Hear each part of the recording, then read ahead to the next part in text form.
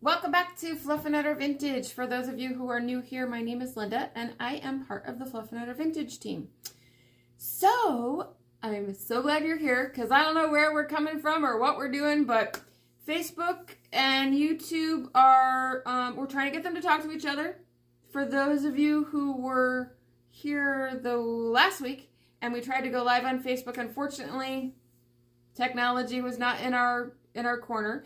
And so technology is not in our corner to go live on YouTube today, but we're going to be there next week. So this is plan, I was thinking it was plan C, probably it's plan D or E, I don't even know. But anyway, I'm going to take a few minutes to share with you, as we do every Wednesday, some of our new and fantastic finds that are thrifted. And I found, so, you know, you guys know what thrifted is, but I also do a lot of things at auctions and yard sales, garage sales, my basement, you name it, that's what I do.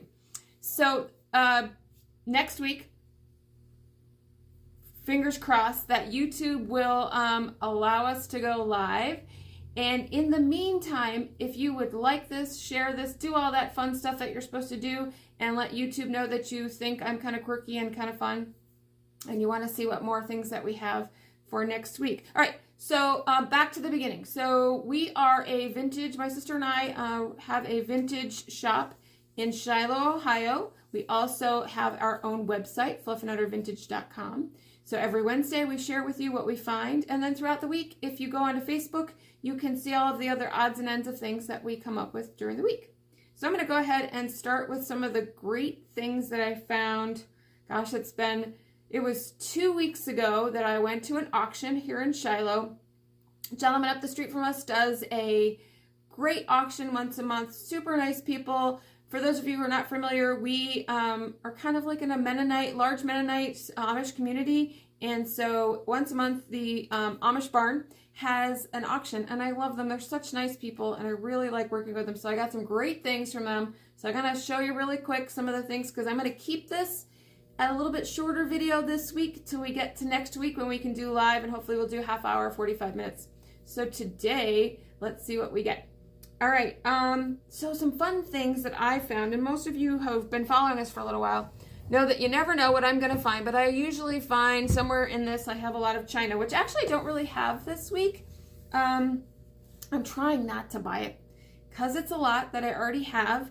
And it's always fun to do something new and different. But I'm going to start with those few pieces of china that I have and move on to the other fun things if I don't kill myself in the process, because this is the new setup and it's getting a little crowded in here. I actually had this chair that I got at the auction. I was going to show you guys, but it's too big and too far away, so we're going to skip that for another time. When we do a video of the store, you'll see it. So probably not next week, but maybe when I come back from North Carolina, I will do a video of the store so you guys kind of catch up to see what we've got. You can see some of the things that we've put on our live.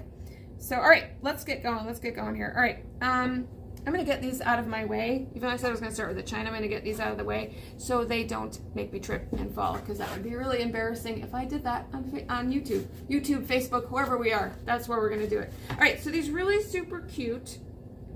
And I'm talking really fast because I've had lots of caffeine today, as you guys usually know.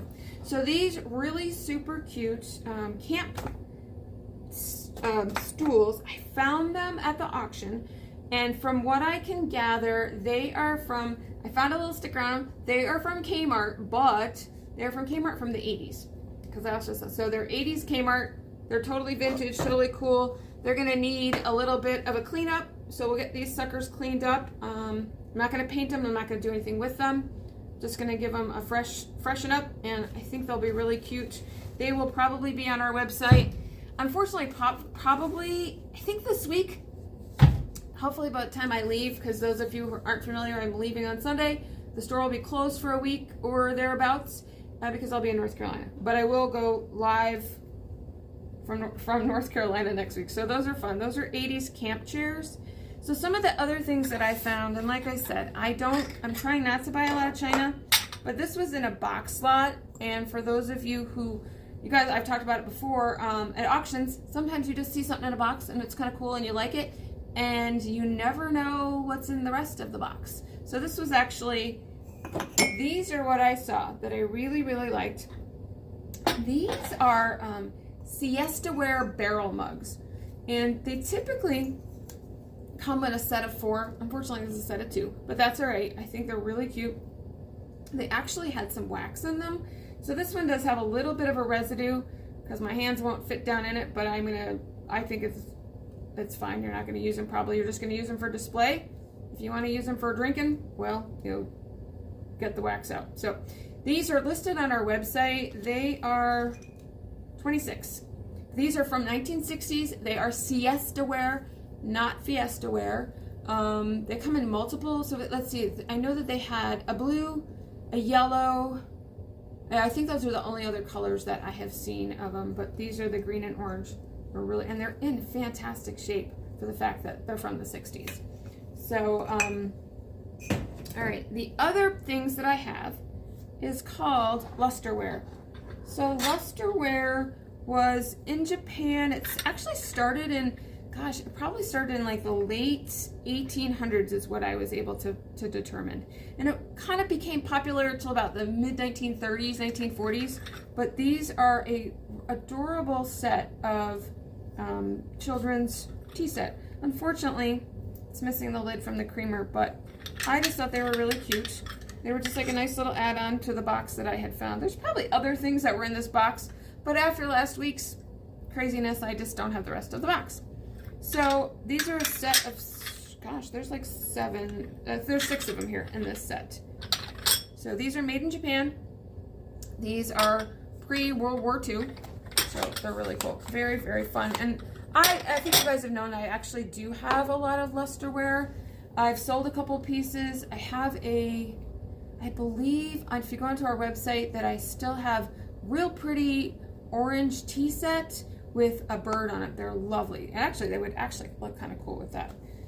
So, one of the things that we've discovered along the way is how much china comes, or, serving pieces and servingware comes from Ohio.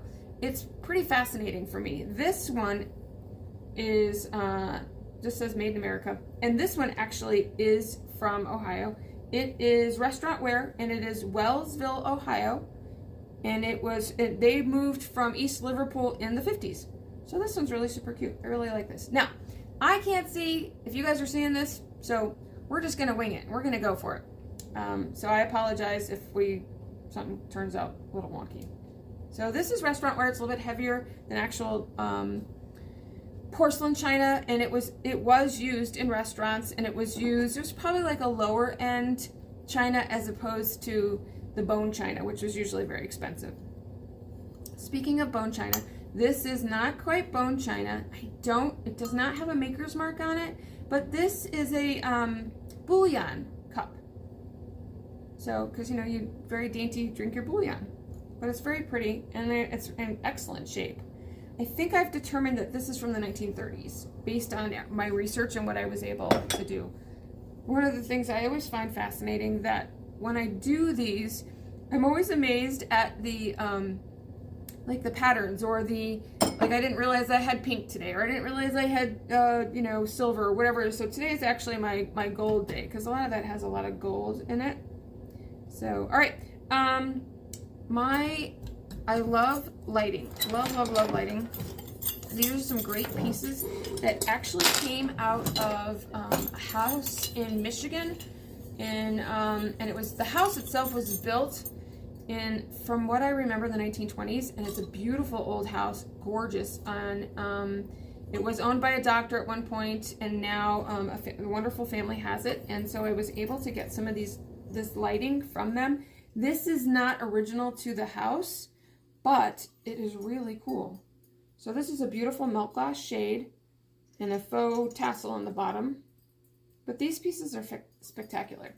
So these will probably not make it to our website until I get back from North Carolina, just because it's a lot of work to get pictures and hold them up. And since I'm the only one doing this right now, you're just kind of stuck. You're just going to have to keep checking back to the website at fluffandardvintage.com. All right, this is a great piece. This actually is from the 60s, and it would need new wiring, but how wonderful is this? And Yes, you can probably find stuff like this currently, but this is just such a nice patina on it, and it actually is a truly older piece. So if you like this kind of lighting, you know where to find it. You know where to find it. All right, this piece takes a little finagling. That's why I really need a helper. I keep trying to convince my friend Cheryl Fry to come help me. But poor little thing is sick as a dog right now, so that wouldn't work. So this is a single mechanism to hold it at the top, and then the dual globes on the bottom. I know these are not for everybody, but just what a fun statement piece. What a just like awesome, crazy thing to have in your house. If you like quirky like me. So these are fantastic, fantastic.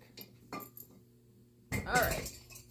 Okay, so one of my favorite finds is this wonderful, fascinating, it's a glove mold. And it's a glove mold for work gloves and or the gloves that they use for welding and that sort of thing. This piece is 19 inches tall. It is from 1977 and it is from the, I have this memorized last time, the General Porcelain Company out of Trenton, New Jersey. A lot of the ones that you see are probably about 15 inches tall. This one is in amazing, immaculate condition. There's a little bit of, staining, but I'm fine with that.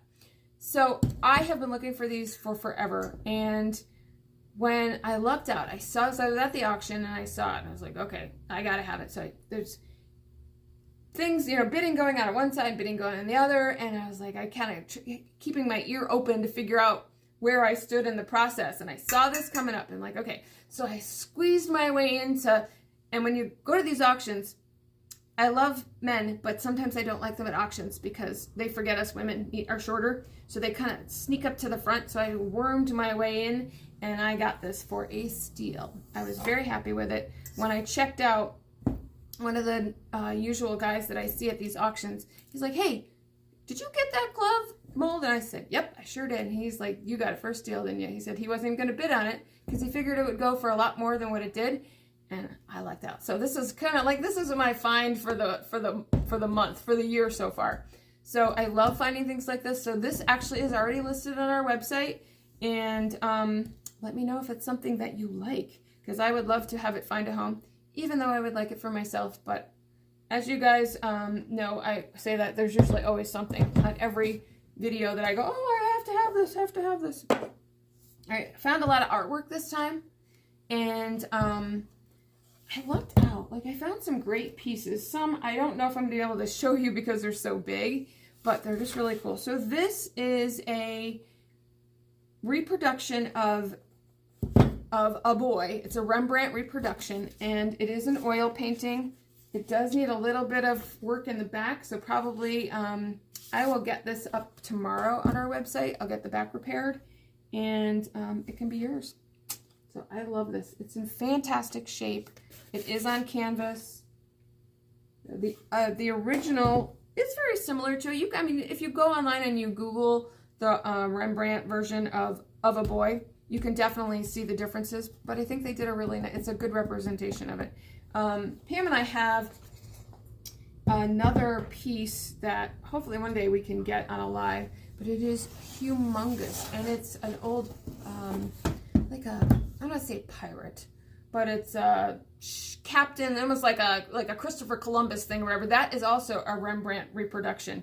It is stunning. It is so amazing, and it is huge. It's probably as big as this one that I'm going to show you back here. But we had taken it to a show, and we had a lot of people. It was a lot of interest. So it was really one of those that nobody bought it, but you never know. Somebody just may go, hey, I have to have this piece for my house because the frame was ornate. The work that was done on the actual oil painting was spectacular. I loved it. It was a lot of fun. Really, really fun. And so I like things a little bit different. So if this one was really big, it would definitely stay in my house, I think. But anyway, so I found, and you guys who follow us on Facebook, you probably saw this the other day. I posted it as one of my new things, but as one of my Friday favorites. This is what's called Cruel. So it's a form of needlepoint, and this one is from 1977.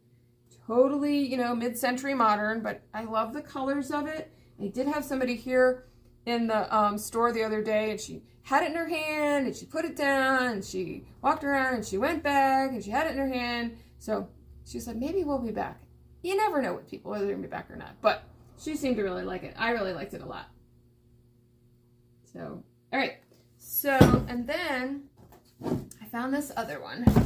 So, I am not familiar with the poem that's in here. Supposedly the poem it's called the Dogwood Legend. Or wait, take that back.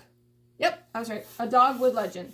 And it talks about Jesus and the cross and the tree and the dogwood tree. And I guess I really should have read it before I actually started talking about it. But you guys, for those of you who know it, you'll know it. But anyway, I'll get it cleaned up. And the frame is really nice. I love this faux bamboo.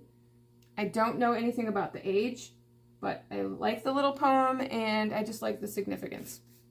So let me know what you think about that. Oh, you guys do the typical, and I've mentioned it before, do the like, share, all that kind of stuff, and do the notification bells when we finally do get to be live, so you won't miss our ramblings. It'll be fun.